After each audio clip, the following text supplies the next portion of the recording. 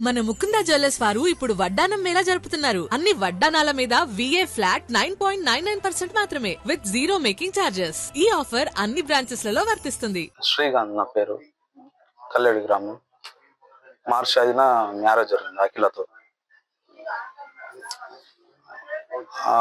నాతో బాగానే ఉంది. ఇంతకుముందు కూడా 3 months బ్యాక్ ఎంగేజ్మెంట్ జరిగింది. మార్చి 5న పెళ్ళి అయింది. ఇంట్లో 3 days కల్లా ప్రోగ్రామ్ కండక్ట్ చేశారు. నేను కలవడానికి పోయాను కానీ తనకు ఇంట్రెస్ట్ లేదు. తర్వాత అని చెప్పాను, నేను ఫోర్స్ ఏం చేయలేక వదిలేశాను. తర్వాత 2-3 days అయినా తనకు హెడేక్, పడుకుంటాను ఏదో రీజన్ చెప్పేది. నేను వాళ్ళ అమ్మ నాన్నకి ఇన్ఫర్మేషన్ ఇచ్చిన. వాళ్ళ అమ్మ నాన్న ఇక తనని ఏం బెదిరించారో ఏమో. అప్పుడు వాళ్ళ అమ్మ నాన్న కూడా కలవండి అవన్నీ అవే సర్దుకుంటాను అలా చెప్పుకొచ్చారు నాకు. కానీ తనకు ఏదైనా ప్రాబ్లం ఉందని నేను అంత గ్రహించలేదు. మళ్ళీ చూసే నాకు నిర్మల్లో షాప్ ఉంది, వెళ్ళాల్సిన రోజు వచ్చింది. మరి షిఫ్ట్ అవుదామని చెప్పాను. అయితే మరి అక్కడికి వెళ్తే ఎన్ని రోజులకు వస్తానో మళ్ళీ తెలియదు. 2 days ఇంటికి వెళ్ళొస్తానంటే, సరే మరి అమ్మ నాయన ఎవరన్నా రమ్మను, తీసుకొని వెళ్తారు. 2 days 3 days ఉండొద్దు అని చెప్పిన. వాళ్ళు తన అఖిల వాళ్ళ అత్తమ్మని తోలుకొచ్చుకుంది. మేబీ 4 days 5 days వాళ్ళ అత్తమ్మ కూడా ఇక్కడే ఉంది. ఇక్కడ పండుగ ఉందని వాళ్ళను నేనే ఇక్కడ వెహికల్ ఎక్కించాను. తను షాపింగ్ చేస్తానంటే నేను కూడా ఫోన్ పే చేసిన, నిజామాబాద్లో షాపింగ్ చేసి వెళ్తా అని చెప్పింది. వెళ్ళింది. 2-3 days వెళ్ళయింది. మరి ఎట్లా వస్తా అంటే, ఇంకో 2-3 days ఉంటా అంటే సరే అని చెప్పిన.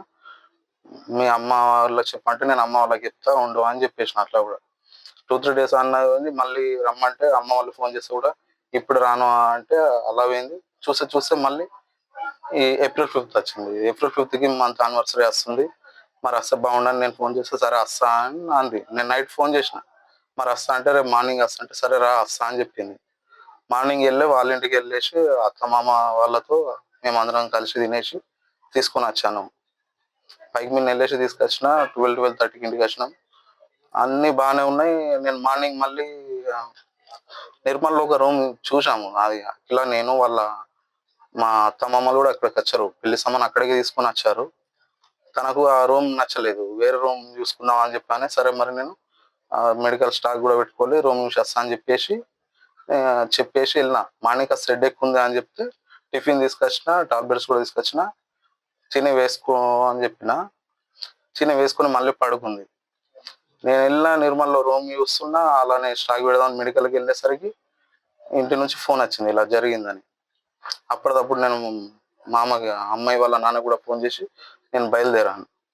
కానీ నేను ఇన్ని రోజుల్లో నాతో క్లోజ్గా ఫోన్లో అంత మూవ్ అవ్వలేదు. ఫిజికల్గా అంటున్నా నాకేం మూవ్ అవ్వలేదు ఇంతవరకు.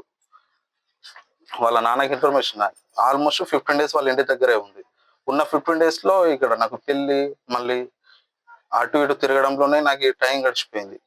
నా అంత అర్థం చేసుకున్నాను కానీ ఇబ్బంది పెట్టడం ఎందుకని నేను ఏం ఫోర్స్ చేయలేదు.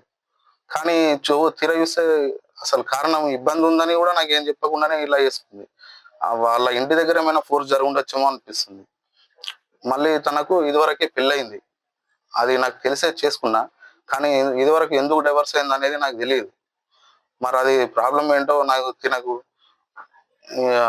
ఈ మ్యారేజ్ విషయంలో మెంటల్గా మెచ్యూర్ ఉందో లేదో అనేది నాకు అర్థం అవుతుంది. ఎందుకంటే నాతో క్లోజ్గా మూవ్ అవ్వడం కానీ, కనీసం తిందాంరా ఇలాంటి కూడా లేదు. అది వాళ్ళ అమ్మ నాన్నకి కూడా తీసుకెళ్ళిన.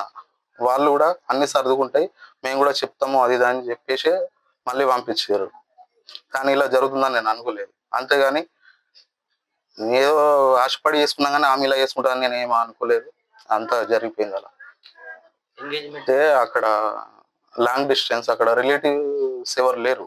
కానీ మా ఫ్రెండ్ ద్వారా మ్యాచ్ ఫిక్స్ అయింది. మా ఫ్రెండ్ని అడిగాము. మా ఆ ఫ్రెండ్కి అమ్మాయి రిలేటివ్ అంట. ఎప్పటి నుంచో చూస్తున్నాము, మామూలుగా డైవర్స్ అయిపోయింది, అతను బాగాలేడని డైవర్స్ చేసుకున్నాడని చెప్పింది. ఇక అమ్మాయి క్యారెక్టర్ బాగుందా ఆమె చెప్పడం వల్ల మేము గుడ్డిగా మూవ్ అయిపోయినాం తప్ప ఇక వేరే ఇన్ఫర్మేషన్ తెలుసుకున్నంత అక్కడ ఎవరు లేరు మాకు. ఆమె అక్కడ 7 Hills హాస్పిటల్లో నర్స్ పనిగా చేసేది, బాన్సువాడలో. ఇప్పుడు మీరు నే నాతోని ఏం మాట్లాడలేదు. కనీసం నేను అక్కడ రూమ్ చూసి మరి రూమ్ ఇలాంటిది తీసుకుందాం అని ఫోన్ చేద్దాం అనుకుంటే కూడా ఫోన్ లిఫ్ట్ చేయలేదు. 12:30 మధ్యలో ఫోన్ చేసినా లిఫ్ట్ చేయలేదు. మీరు ఎన్ని గంటలకు పోయారు ఇక్కడ నుంచి? నేను ఇక్కడ ఆమెతో మాట్లాడి 9కి అలా తనతో మాట్లాడి నేను 9:30, 10కి అలా బయలుదేరిన. ఈ విషయం ఎప్పుడు తెలిసింది? 30కి ఇక్కడ నుంచి బయలుదేరాను విలేజ్ నుండి. నేను నిర్మల్‌లో ఉన్న 2:30 మధ్యలో అలా నాకు కాల్ వచ్చింది. 2:30 అలా. అంటే ఈ ఇంట్లో మీ ఇద్దరే ఉంటారా? మీతో పాటు అమ్మ ఉంది. ప్రెజెంట్ అఖిల, అమ్మ, నేను ముగ్గురం ఉన్నాం ఆ రోజు ఇంట్లో. నేను నిర్మల్ బయలుదేరిన. అమ్మ ఎక్కడికో బయటికెళ్ళిందంటే వచ్చేసరికి ఇలా డోర్ పెట్టుకుంది అని ఫోన్ చేసింది. ఆ కాల్‌లోనే నేను ఉంటున్నా. చిన్న పిల్లని ఎక్కించి చూపించినాం అంటున్నారు. ఇలా చున్నీ కట్టుకుంది ఇలా ఉందని ఆ పిల్లాడు భయపడి దూకిండంట. అనగానే నేను కాస్త ఇంటి వాళ్ళని ఎవరైనా డాక్టర్‌ని కూడా పిలిపియండి అని చెప్పేసి నేను బయలుదేరిన హఠాత్తుగా. నాకు అదే అర్థం అవ్వట్లేదు. పేరెంట్స్‌కి కూడా నేను అదే అడిగాను. ఏమైనా ఇష్టంతోని మ్యారేజ్ చేసుకుందామా? మీరేమైనా ఫోర్స్ చేసిర్రా అని. ఎందుకంటే ఇన్ని రోజులైంది. నాతోని క్లోజ్‌గా మూవ్ అయింది లేదు. ఫిజికల్ ఇంటెన్షన్ లేదు. అవన్నీ తల్లిదండ్రులకు తీసుకెళ్ళినా గానీ వాళ్ళు ఏం నచ్చెప్పుకున్నారో ఆమెకు ఫస్ట్ అలా జరిగింది. ఇలా బెదిరించిర్రో తెలీదు. ఒక్కోసారి వాళ్ళ అమ్మ, నాన్నతో ఇక్కడ ఏడ్చుకుంటూ కూడా మాట్లాడింది. వాళ్ళేం బెదిరిచ్చిర్రో నాకు తెలీదు. మళ్ళీ సార్‌కి గూడా చెప్పాం ఎస్ఐ సార్‌కి. 11:30 మధ్యలో వాళ్ళ అమ్మ, నాన్నతో మాట్లాడిందని తెలిసింది. ఇప్పుడు మీరు వాస్తవాలు బయటపడాలంటే ఆ వీడియో రికార్డ్సింగ్ గాని, ఆడియో రికార్డింగ్ గాని బయట పెడితే అవకాశం ఉందా? ఉంది. సార్ దగ్గరనే మొబైల్ ఉంది. సార్ చూసుకుంటా అని చెప్పారు. మళ్ళీ వాళ్ళు ఇప్పుడు ఏమేమో ఆరోపణలు చేశారు గానీ, మరి ఎంక్వైరీలో ఎస్ఐ సార్ అడిగినప్పుడు ఇవేమీ చెప్పలేదు. ఇప్పుడు ఏవేవో సృష్టించుకొని వాళ్ళు చెప్పుకోవడం వల్ల ఇప్పుడు ఆ అమ్మాయి చనిపోయినప్పుడు నేనేం ఆరోపణలు చేయలేను. ఉన్నది చెప్పినా. ఇక వాళ్ళేమేమో సృష్టించడం, నన్ను బ్యాడేయడం అనేది ఇక వాళ్ళ దృష్టికి వాళ్ళకే తెలియాలి. ఇప్పుడు మీరేమని కోరుకుంటారు? ఇప్పుడు ఈ ఈ చనిపోవడం వెనకాల ఏముంది? ఆ పోలీసుల సహకారంతో సమగ్ర దర్యాప్తు చేయాలని చెప్పేసి కోరుకుంటున్నారు. అంతే ఎస్ఐ సార్‌తో కూడా అదే చెప్పాము. వాళ్ళ తల్లిదండ్రులకు గూడా మనస్సాక్షి ఉంటే వాళ్ళు ఏదైనా నిజం జెప్పాలె. వాళ్ళకి తెలిసుండాలి ఏదో ఒకటి ప్రాబ్లమ్ ఏంది అనేది. అక్కడేమన్నా స్ట్రగుల్‌గా ఫీల్ అయిందా? తను మ్యారేజ్ విషయంలో ప్రిపేర్‌గా ఉందా లేదా అనేది వాళ్ళు నాకు అంటూ గూడా క్లారిటీ ఇవ్వలేదు. అమ్మాయి నాతో గూడా అలా నడుచుకోలేదు ఒక్కసారి గూడా. అవును. నేను కలిసి ఉండాలనే చేసుకున్నాను అంతా. కానీ ఇలా జరుగుతుందని నేను అనుకోలేదు.